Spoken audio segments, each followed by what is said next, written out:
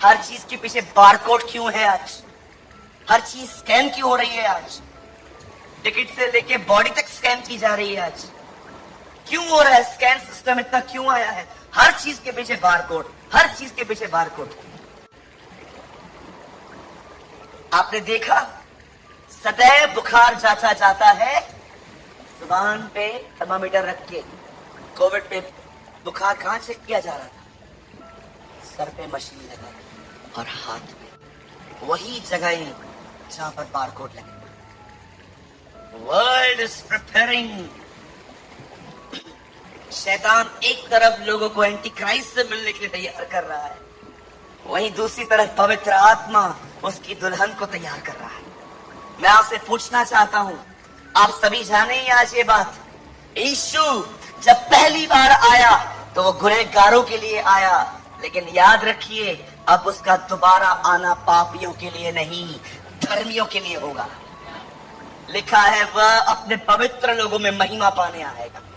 आप जानते हो जब यीशु का पहली बार देह में प्रकट होना, सदैव याद रखना, हमेशा याद रखना मेरी बहनों मेरे भाइयों, बाइबल दो इवेंट्स के बारे में सबसे अधिक बात करती। एक, जब वो देह में आएगा वो हो चुका है, और दूसरा जब वो देह में बादलों पर आएगा जिसकी कलीसिया आज इंतजार कर रही है। और आप जानते हो उसका पहली बार देह में प्रकट होना, वर्ड आ रहा है ब्रदर, अगर मिल सकता है तो आप लोग ढूंढो, मुझे रेफरेंस याद नहीं है, जिसमें लिखा है इब्रानियों में, अब दूसरी बार जो लोग उसे देखेंगे वो बगैर पाप के देखेंगे। अगर आपको मिलता है ढूंढिए, आप मत ढूंढिए, आप यहां देखिए। आप जानते हो जब हमारा प्रभु इस अर्थ पे पहली बार बॉडी में रिवील हुआ तो किस तरह के लोगों के लिए रिवील हुआ? उन लोगों के लिए जो व्यभिचारी है, जो बड़े घमंडी हैं, जिन्हें क्रोध में गालियां निकालने की आदत सी हो गई है, बहुत सारी गंदी बातों में वो इन्वॉल्व है। उसका पहली बार आना गुनहगारों के लिए था, लेकिन आप जानते हैं अब उसका दोबारा आना किस तरह होगा? आप बहुत बार पढ़ सकते हैं बाइबल के अंदर, जब भी वो अर्थ पे आया, मोस्ट ऑफ टाइम वो न्याय के लिए आया। वो पहाड़ पे उतरा, इब्रानियों में लिखा गया है वह पहाड़ जो था वो अंधेरा हो जाता था, क्योंकि वो न्याय के लिए आता था। सदोम और अमोरा को नाश करने के लिए उतरा, बाबेल टावर को नाश करने के लिए उतरा।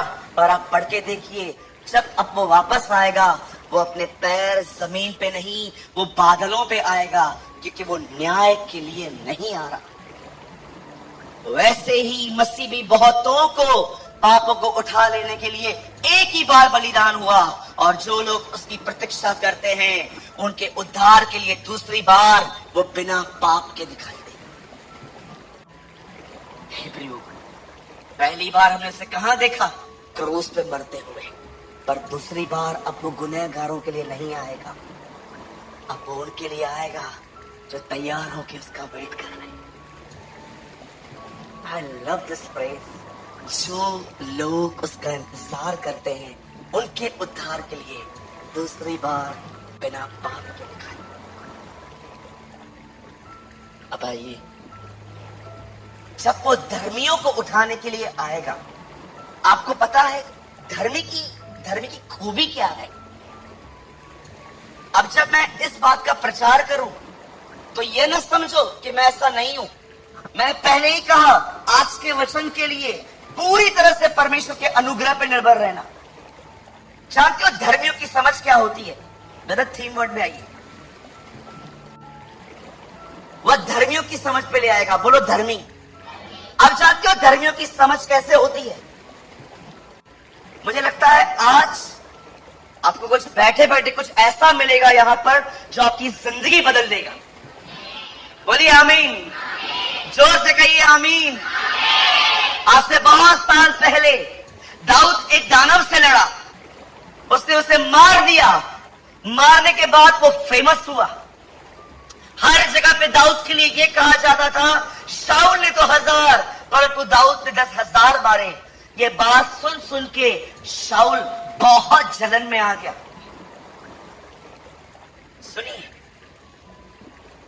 कभी भी किसी की भी फेमिलियरिटी को देखकर जलन न रखिए।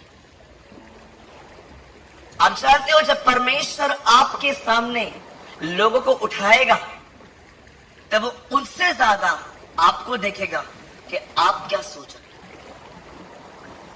मैंने इसे बहुत बार देखा है कि लोगों को बर्दाश्त नहीं होता किसी का ऊंचा उठना, वो उसे मारने के लिए जादू टोना करवा देते हैं, परिवार के परिवार खत्म करवा देते हैं, हत्याएं करवा देते हैं, प्लान करके एक्सीडेंट्स करवा देते हैं, क्योंकि वो बर्दाश्त नहीं कर सकते कि ये आदमी ऊपर कैसे आए। अब जाइए बाहर, आज आप देखिए ब्लैक मैजिक कितना बढ़ चुका है, परिवार के परिवार खत्म करवा देते हैं लोग। आपको क्या लगता है हमारे मुंबई में नहीं होता? बहुत होता है।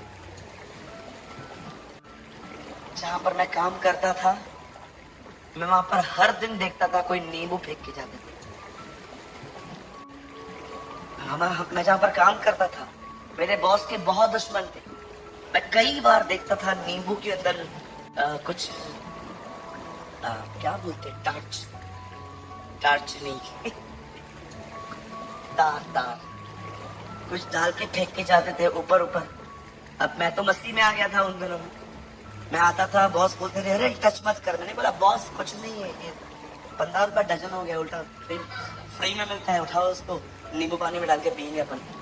वो बोलता था बेवकूफ, पता है तुझे क्या है, क्या है इसके ऊपर किसने कुछ किया है? मैंने बोला चिंता मत करो, कुछ नहीं हो। याद रखिए, अब ये मत समझना मैं मनुष्य को महिमा देता हूं। अगर पहले माले पर एक परमेश्वर से अनुग्रह पाया हुआ व्यक्ति बैठा है तो ग्राउंड फ्लोर पे घर ले लो। मजाक भी कर रहा हूं। अगर तुम्हें पता चलता है ना, एक माले पर एक अभिषिक्त परमेश्वर के साथ चलने वाला अनुग्रह से पूर्ण व्यक्ति रहता है, मैं आपको बोलता हूँ ग्राउंड फ्लोर पे घर ले दो, वो बह के तुम्हारे पास भी आए।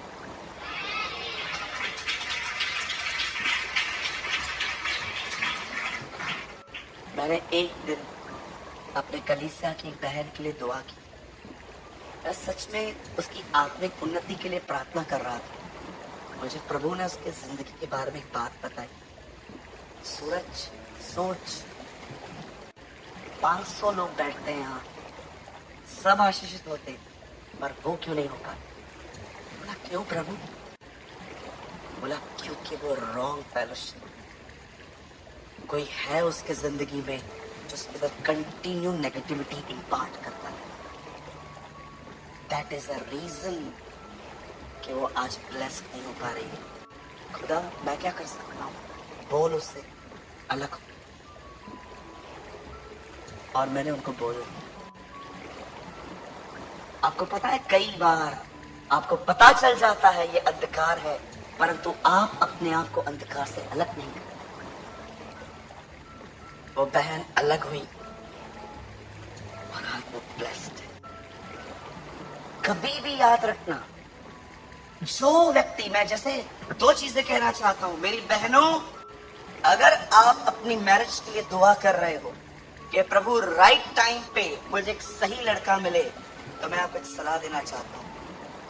एक लड़का अगर आपके लाइफ में आया और वो आपको शादी से पहले कहता है चल घूमने, थोड़ा बहुत चलता है, वो सब करने की कोशिश कर रहा है, मेक श्योर ये वो लड़का नहीं है जिसके लिए आप दुआ कर रहे।